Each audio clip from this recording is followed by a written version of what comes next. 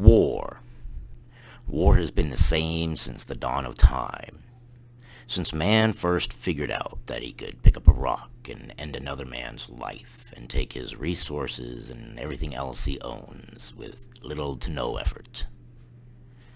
One thing about war that has never changed is war is waged by those in power. War is decided by those who make the decisions. But now, war is about to change.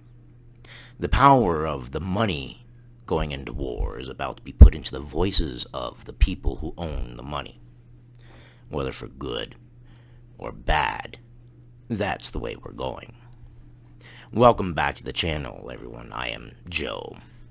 In this turbulent time, it's important that we still stick to our plans. Markets go down, markets go up. But traditionally, the markets always recover after war has been declared. After the shock, after the fear, the unknown, and the doubt has cleared, and the fog of financial war has gone away, and people have made their emotional decisions, the market generally recovers. And if this isn't the biggest advertisement for cryptocurrency, then I don't know what is. War, just like politics, is decided by money. He or they or them that have the most money generally will win the war. Now imagine war like Facebook posts. Sorry to make such a crude analogy, but it's a way to think of it in a way that makes sense. You have your thumbs up and your thumbs down, and the more thumbs up you get, the more it's pushed. The more thumbs down you get, the more it's rejected. Now imagine a war breaks out, and it's a small country versus a large country. Now people with opinions and voices can throw their money, their likes, their thumbs up, to push the country, to push it up behind the country of their choice.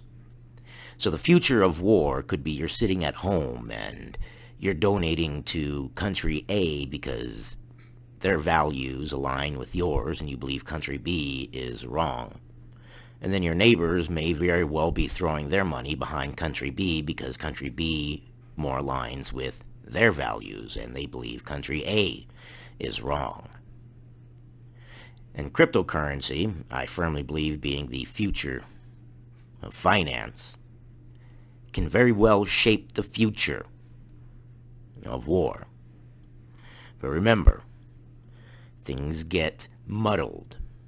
It never says that money is the root of all evil, but yet most people believe it. It is the love of money that is the root of all evil. Money is only a tool. Render unto Caesar's what is Caesar's. Money answers everything. It answers all calls. If you're evil, your money's going to be evil. If you're good, your money's going to be good. It's here to stay. We may as well learn about it. From the Washington Post, in the world's first crypto war, uncertainty about who will benefit. I believe the world will benefit. It's like the carnivals when they have that jar of change and they say, hey, if you guess the closest to how much money is in this jar, then you win all the money in the jar. And then you'll see a list of people, how many people voted and what price they voted for. Singularly, we're all kind of idiots. We think we're smart, but we're not. But collectively, we tend to make the correct decisions. And if you take everybody who took a guess on the amount of money in the jar, how much they guessed, and divided by how many people guessed it, you're going to be pretty close to what the actual amount is most of the time. Because collectively, we can look at things objectively from different points of view and multiple angles, and the truth is always somewhere in between. Cryptocurrency has the ability for the world, not governments, to decide the way a war goes. Now, dangers to that. Obviously, there are going to be whales who have more money and thereby more, how shall we say, votes on which way a war will go. It's not all positive. Nothing ever is. Things are always going to be a mix of good and bad. And remember, nobody ever has a perfect solution. Now, these cryptocurrencies are perfect solutions because every solution will have its own set of problems. Like electric cars. They're a temporary solution for oil, but what do you do when all these batteries start dying? Where do we put them? What do we do with them? Continuing with the article. There's the $400,000 in cryptocurrency donations raised by a Kiev IT professional to support the Ukrainian army.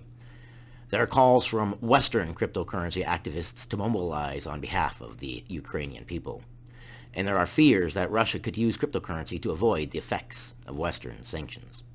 What I see is no matter which view you look at it, this is an advertisement for cryptocurrency. This is a view to say, hey, no matter which way you look at it, it looks like a lot better of a solution than anything we have today. As far as fiat, anyways.